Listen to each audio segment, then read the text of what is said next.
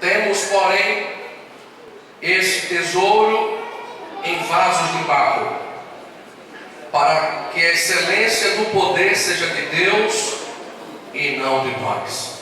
Amém?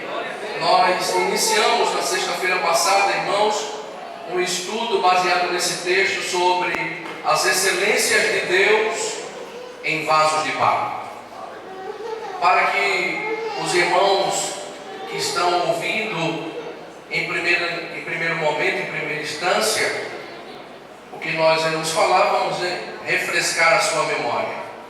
Quando nós falamos sobre o que Paulo replica, o que deixa claro, sucinto, é que esse tesouro era o conhecimento de Cristo em nós, e esse vaso de barro somos nós. O conhecimento de Cristo é valoroso, porém o vaso não tem muito valor.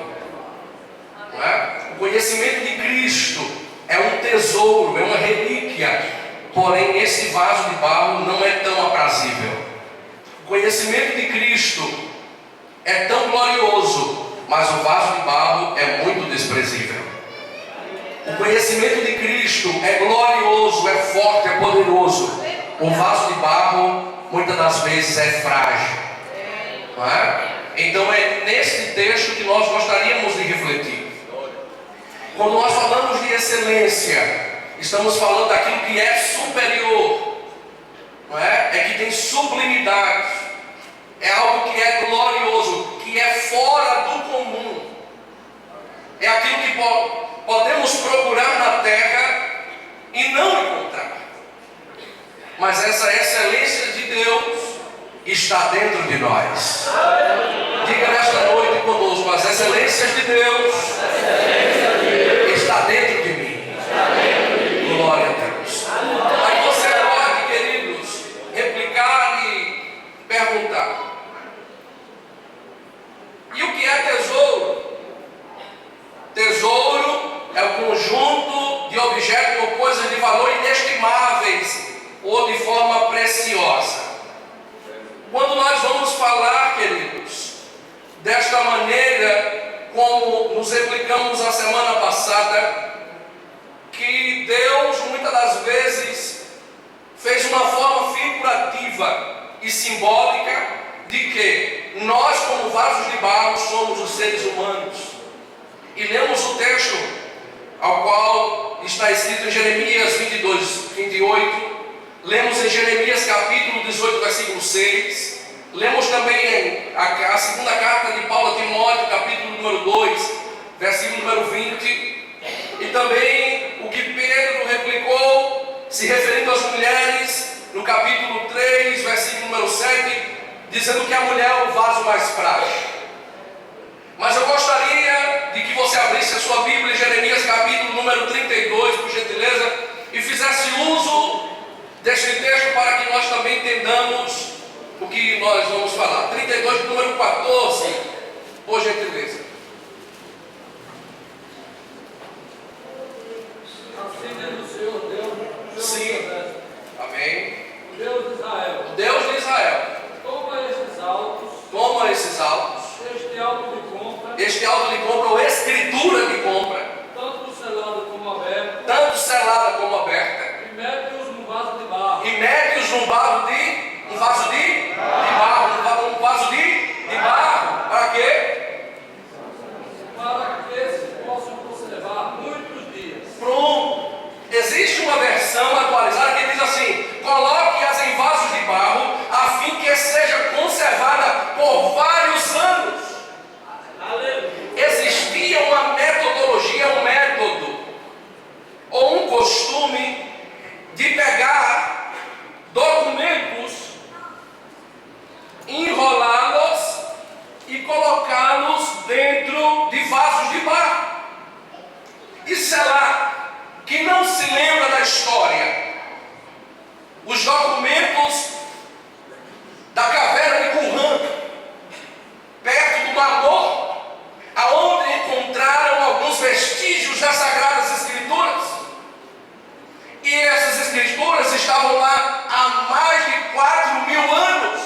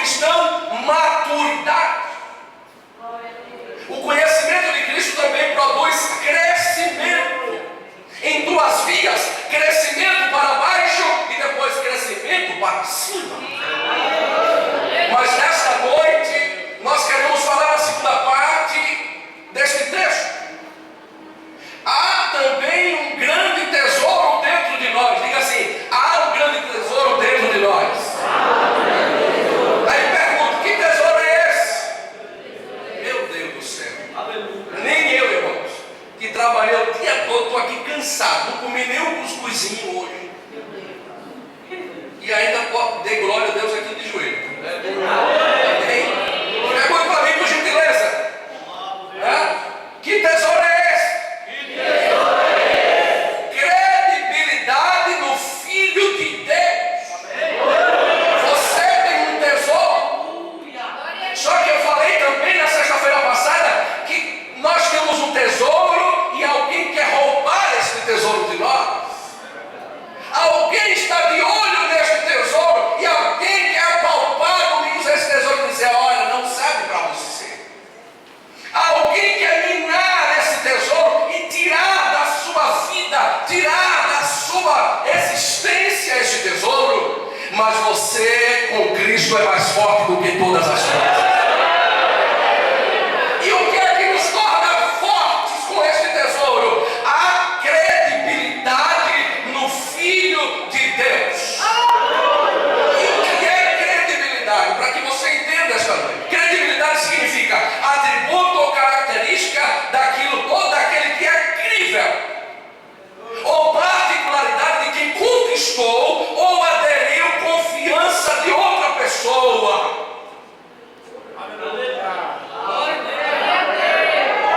Quantos acreditam no Filho de Deus? Então você tem credibilidade nele. Credibilidade, queridos, não é pelo que ele faz, mas pelo que ele é. Estamos vivendo uma essência e uma era nesses últimos dias que as pessoas estão indo atrás de Cristo pelo que ele pode fazer, não porque ele é. Existem pessoas que vêm às igrejas e enchem as igrejas e incham as igrejas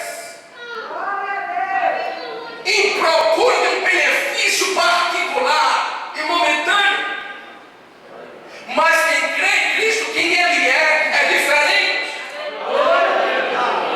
Alguma coisa pode estar errado na minha vida, na tua vida, mas você pode dizer: eu posso dar glória a ele.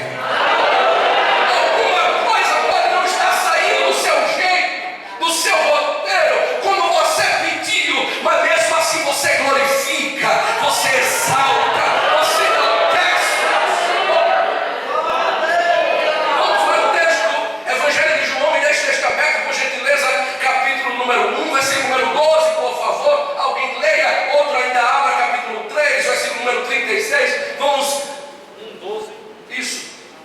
Mas a todos quantos o receberam, Sim. deu-lhes o poder de serem feitos filhos de Deus, Olha que coisa.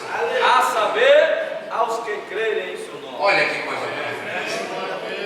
João está declarando a credibilidade de Jesus como Filho de Deus. E está dizendo no versículo 11 que ele veio para os seus. Quem eram os seus? Os judeus. Mas eles não o receberam. Eles não rejeitaram. Eles rejeitaram a Jesus. Eles não deram credibilidade a Jesus. Eles não depositaram em Jesus confiança. Aí João diz: já que eles não receberam, ele disse assim: já que o grupo não recebeu, aí João estende este negócio, aleluia. O que era para algo exclusivo, Deus agora expandiu para toda a humanidade. E ele disse assim: mas todos quantos o receberam. Quantos receberam a Jesus? Quantos receberam a Jesus? Ai, meu Deus do céu, glória a Deus. Sim, nós recebemos a Jesus, aleluia. Não foi porque ele nos viu, ou muito menos porque ele pensava que nós éramos alguém, mas nós o recebemos porque cremos que ele é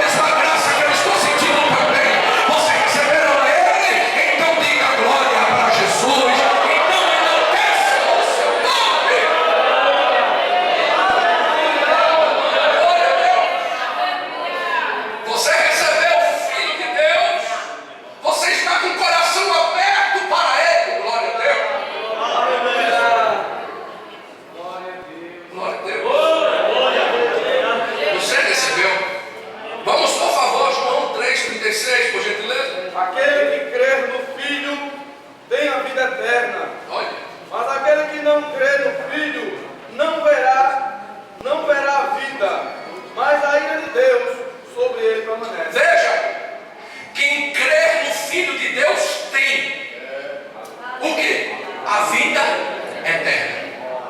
Existe aí alguém dizendo que estão se preparando para ver que se Jesus nos aceita. Mas só que a palavra de Deus é tão clara que diz, olha, leia por favor, sublinhe por favor, grife por favor a sua Bíblia. Ele diz assim, quem crê Aleluia! no Filho de quem? De Deus. Aí ele diz assim, tem. Não, no futuro terá. No presente tem. Eu tenho uma caneta. A caneta está nas minhas mãos. Eu tenho. Aleluia! A caneta não virá para as minhas mãos. A caneta está nas minhas mãos. A salvação não é diferente. Ela não vai vir. A salvação já veio. A salvação está agora. E a salvação será para sempre. Mas em quem está a salvação? A salvação está no Filho de Deus. A salvação não está na esquina. A salvação não está no nome de Beltrano, de fulano ou de ciclano. A salvação está em Jesus Cristo de Nazaré. Aquele que é o terceiro dia ressuscitou pelo aleluia, pelo poder do Pai. E ainda passou alguns dias destruindo os seus discípulos. E um dia subiu ao céu e está sentado à destra de Deus, aguardando o momento que o Pai dissera, vai buscar, filho meu, a igreja comprada pelo sangue do Cordeiro.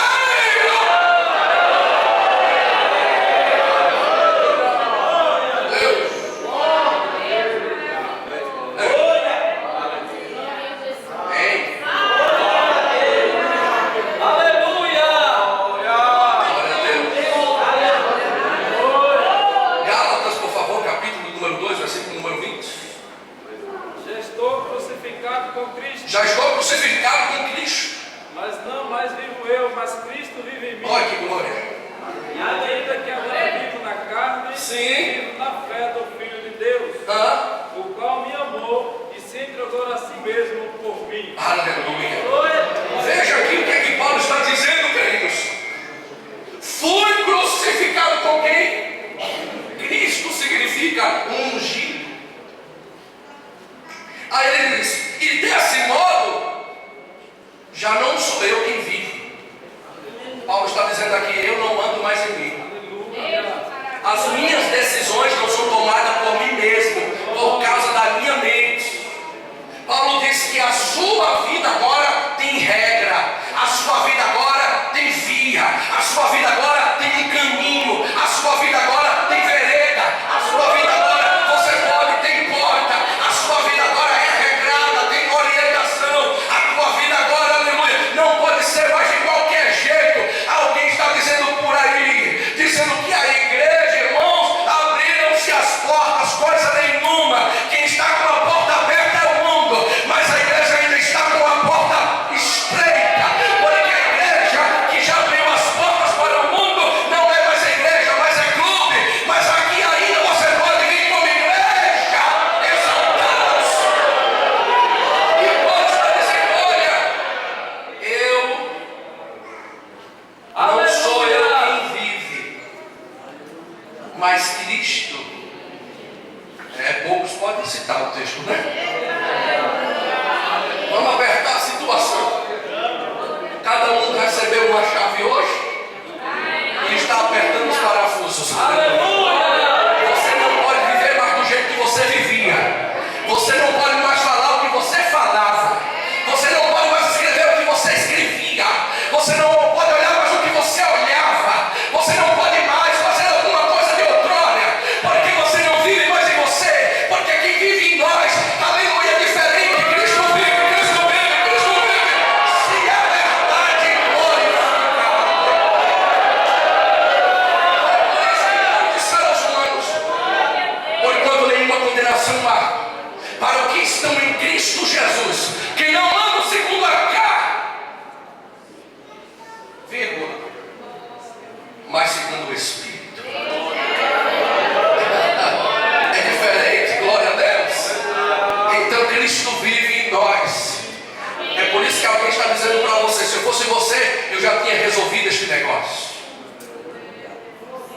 Alguém já disse para você, se eu fosse você, eu já tinha chamado ele, já tinha falado um monte de coisa.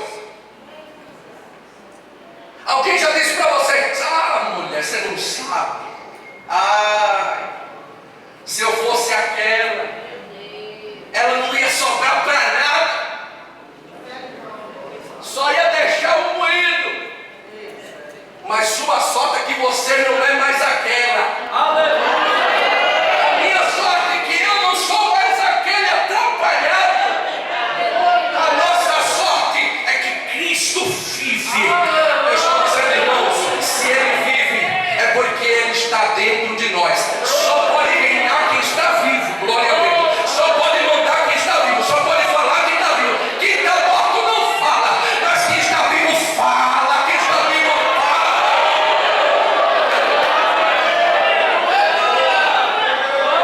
Aleluia. Glória a Deus. Aí ele diz, olha, essa nova vida que agora vivo no corpo, na carne, exclusivamente pela fé no Filho de Deus. Hein? Vamos para outro texto, por gentileza. Você crê em Jesus? Alguém está de olho nisso? Alguém quer arrebatar isso de você? Alguém quer tirar isso de você? Mas nessa noite você está embasando a sua fé. Você está enraizando a sua fé. Você está fazendo de forma intrínseca as suas raízes espirituais, que elas sejam fixadas no solo. Glória a Deus. No solo da casa de Deus. Como disse o salmista no Salmo número 92. Plantados na casa de Deus. Ele não disse jogados na casa de Deus. Plantado quer dizer com raízes sólidas, raízes fixadas, raízes que levam, aleluia, a suprir a seiva para que você continue firme na casa de Deus. Você não é qualquer, você não é qualquer, você não foi jogada. Jesus lhe plantou na igreja. Alguém pode dizer, se eu fosse você, eu já tinha ido para outra. Não se preocupe não, você não veio servir a homens, você veio servir a Deus. Não foi homem que morreu por você.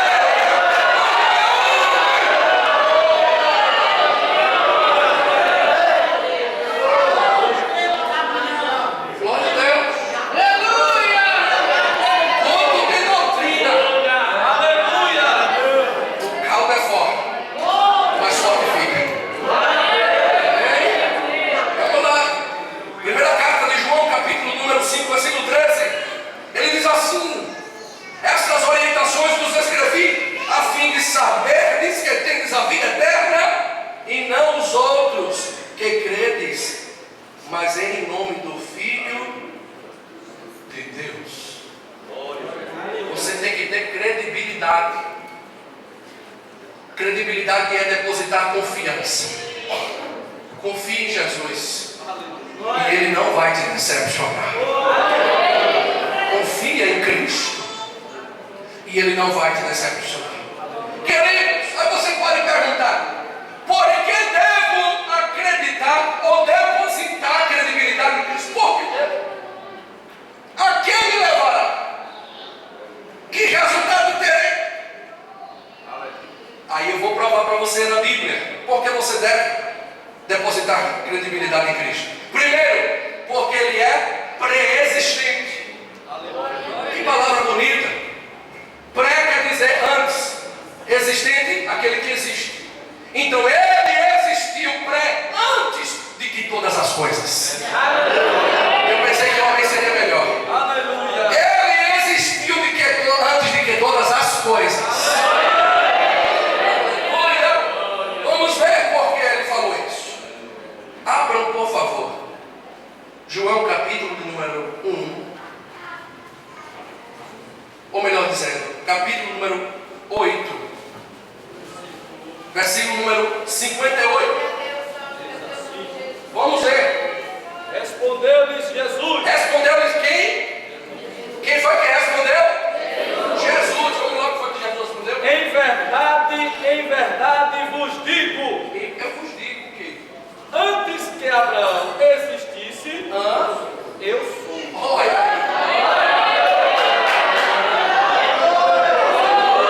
aí meu querido, está selecionado. Havia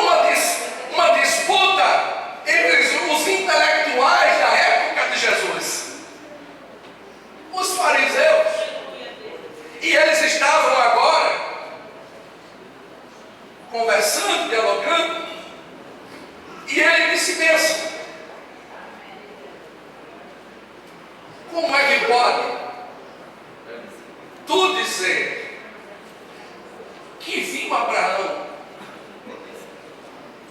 Abraão, para o tempo de Jesus, irmãos, era mais de 3.000 anos, no tempo Cronos. Aí ele disse assim: tu não tem 50 anos? Aí Jesus disse: eu vou lhe dizer um segredo. Abraão se alegrou no meu dia. Aleluia. Como é que pode? Isso é uma blasfêmia. Quem é Abraão? Irmãos, Abraão para os judeus é o ícone, é a referência da fé. Seria aqui uma blasfêmia? Aí Jesus disse assim: vamos ler de novo para você detalhar. E respondeu-lhe Jesus: em verdade, vos digo, ou lhe asseguro, antes que Abraão existisse, eu sou. Ele não disse eu estou.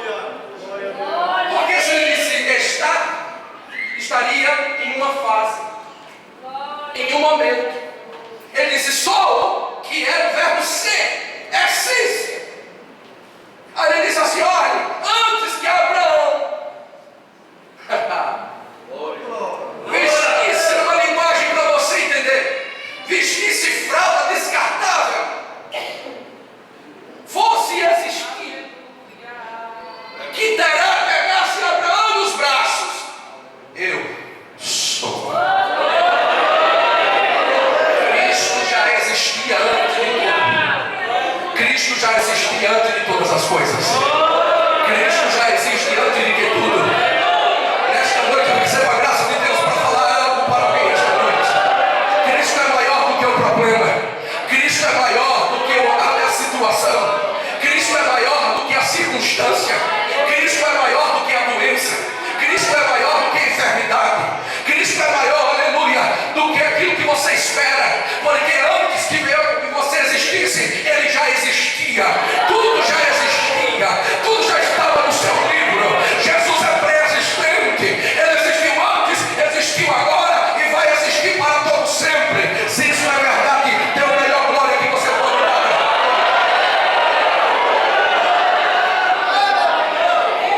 Aleluia.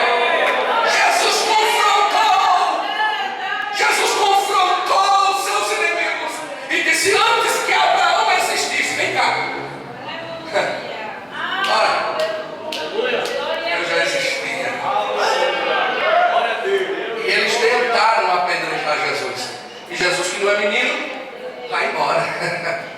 Hein? Creia em Jesus. Por quê? Porque Ele é pré-existente. Muito antes do que você, Ele já existiu. Mas outra referência para você crer, dar credibilidade a Jesus: esse tesouro não pode ser arrancado do meu e nem do seu coração. Ele é onisciente, ou ele tem o detrimento de todo conhecimento. João 1,48. Ainda, por favor, por gentileza. Diz assim: Como diz? perguntou-lhe Natanael: Natanael, onde me conheces? onde me conhece? Jesus lhe respondeu: Ah, antes de Filipe te chamar, ah, eu te vi, ah, e quando estavas debaixo da figueira. ah. Olha, aqui. Deixa eu descodificar a situação. Filipe tinha encontrado com Jesus. E quando viu, se espantou. Disse: eu encontrei o homem qual nós procurávamos há muitos anos. E foi contar para o seu amigo lá. Porque bom amigo compartilha as boas notícias, não é, irmãos?